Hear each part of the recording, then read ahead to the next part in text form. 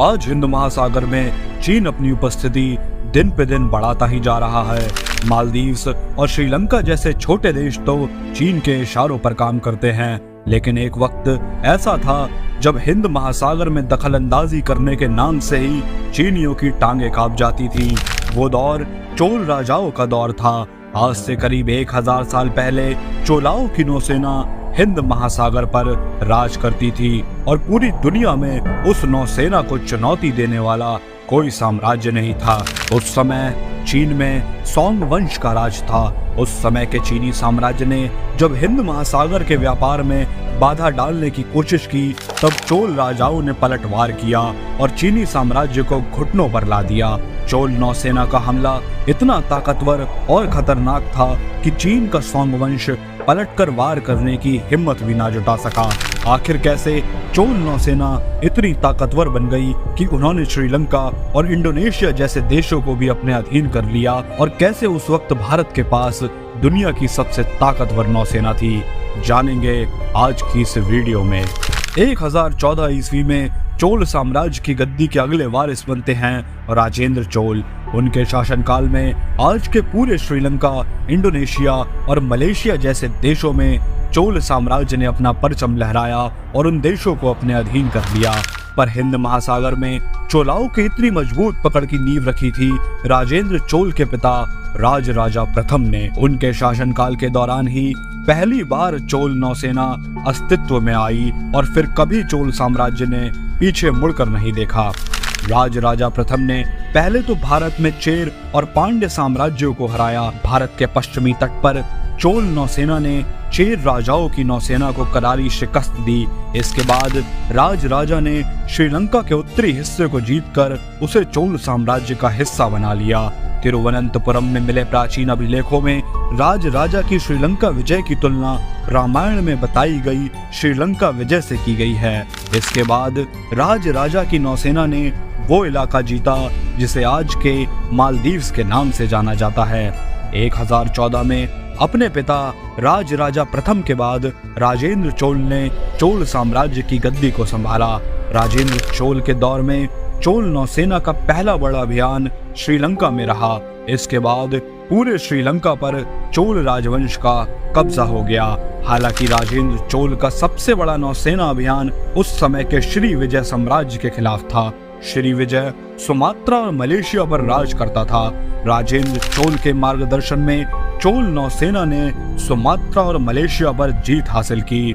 उस समय का सुमात्रा आज का इंडोनेशिया और कंबोडिया है। पर राजेंद्र चोल को इन देशों को अपने अधीन करने की आवश्यकता क्यों पड़ी, इसका उत्तर छुपा है उस समय बनने वाली परिस्थितियों में। श्री विजय साम्राज्य भारत के समुद्री व्यापार में परेशानियां खड़ी कर रहा था। समुद्री व्यापार में हो रही दिक्कतों के चलते राजेंद्र चोल को ये कदम उठाना पड़ा। इस दिक्कत का एक सिरा चीन से जुड़ता था, जहां तब सोंग वंश का शासन था। सोंग वंश श्री विजय साम्राज्य की चोलाओं को हराने में मदद कर रहा था। उस समय भारत और चीन के बीच समुद्री व्यापार के दो प्रमुख रास्ते थे।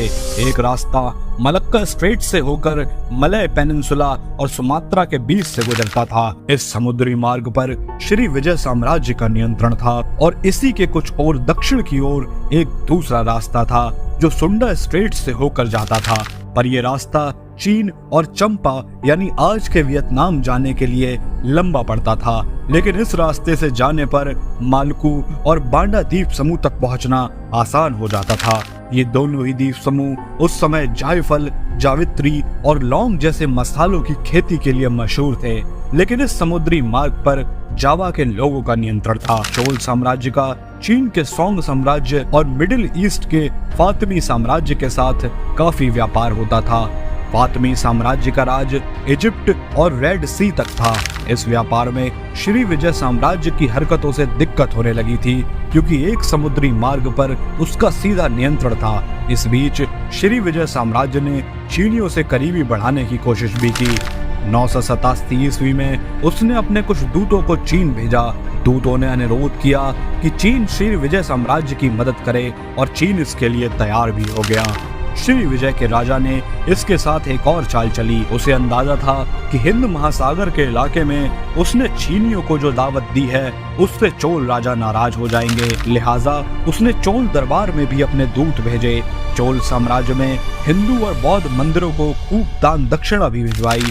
उधर चीनियों के साथ श्री विजय साम्राज्य की करीबी बढ़ती देखकर अंकोर के राजा सूर्यवर्मन प्रथम ने चोल राजाओं से दोस्ती बढ़ाने का कदम उठाया ताकि समुद्री मार्ग के व्यापार में दिक्कत न हो। उन्होंने राज चोल को उपहार में एक रथ भी भेजा। ये बेहद खास रथ था क्योंकि सूर्यवर्मन प्रथम ने इसका उपयोग अपने दुश्मनों को हराने में किया था।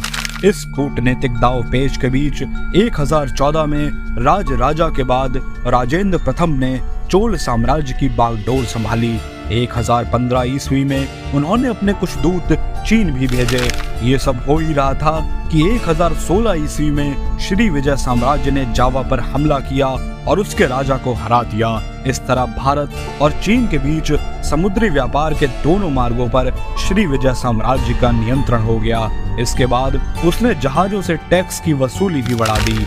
चोल साम्राज्य को भी इससे दिक्कतें होने लगी। 1017 ईस्वी में राजेंद्र चोल ने अपना एक छोटा नौसैनिक दस्ता सुमात्रा भेजा ताकि श्री विजय के राजा को आगाह किया जा सके, लेकिन उस पर कोई फर्क नहीं पड़ा। इसके बाद राजेंद्र चोल ने 1025 ईस्वी में सुमात्रा के लिए अपनी बड़ी नौसेना रवाना कर दी। नागपत्तनम बंदरगाह पर जहाज और दूसरे सैन्य सामान इकट्ठे किए गए। वहां से चोल नौसेना दक्षिण में श्रीलंका की ओर बढ़ी। आगे चलकर समुद्री धारा के साथ बाईं ओर मुड़ी और सुमात्रा की ओर बढ़ चली। रास्ते में सुंडा स्ट्रेट के पास जावा की नौसेना भी उनके साथ जुड़ गई। अब वे उत्तर की ओर मलक्का स्ट्रेट की ओर बढ़े। राजेंद्र चोल की नौसेना ने श्री विजय साम्राज्य के तहत आने वाले बंदरगाहों को तहस नहस कर दिया। उसने आज के मलेशिया के केदाह प्रांत पर भी कब्जा कर लिया। नागपत्तनम से केदाह की दूरी करीब 2300 किलोमीटर है। चोल नौसेना के जहाज लकड़ी से ही बने होते थे, लेकिन वे इतने अच्छे होते थे कि करीब 2300 किलोमीटर तक का सफर 1 महीने में पूरा कर लेते थे। उन विशाल जहाजों में चोल सेना हाथी भी ले जा सकती थी। आज के इंडोनेशिया और मलेशिया पर झंडा गाड़ने के बाद चोल नौसेना वापस लौट आई। राजेंद्र चोल ने श्री विजय साम्राज्य को चोल साम्राज्य में शामिल ही नहीं किया, लेकिन उनके इस हमले ने श्री विजय साम्राज्य को बहुत कमजोर कर दिया। खास बात यह है कि राजेंद्र चोल के इस पूरे अभियान के दौरान चीनियों ने चुप्पी साधे रखी। उन्होंने श्री विजय साम्राज्य से वादा किया था कि वे उनकी मदद करने आएंगे, लेकिन वो आगे ही नहीं आए। राजेंद्र प्रथम के हाथों मिली करारी हार के बाद श्री विजय साम्राज्य ने समुद्री व्यापार में फिर कभी कोई भी दिक्कत नहीं खड़ी की। आज की इस वीडियो में सिर्फ इतना ही। अगर वीडियो पसंद आई हो तो वीडियो को लाइक करके चैनल को सब्सक्राइब करना ना भूलें और मुझे कमेंट करके बताएं कि क्या चोल राजाओं को श्री विजय साम्राज्य को भारत में ही मिला लेना चाहिए था। मैं मिलता हूं आपसे अगली वीडियो में, तब तक के लिए बाय।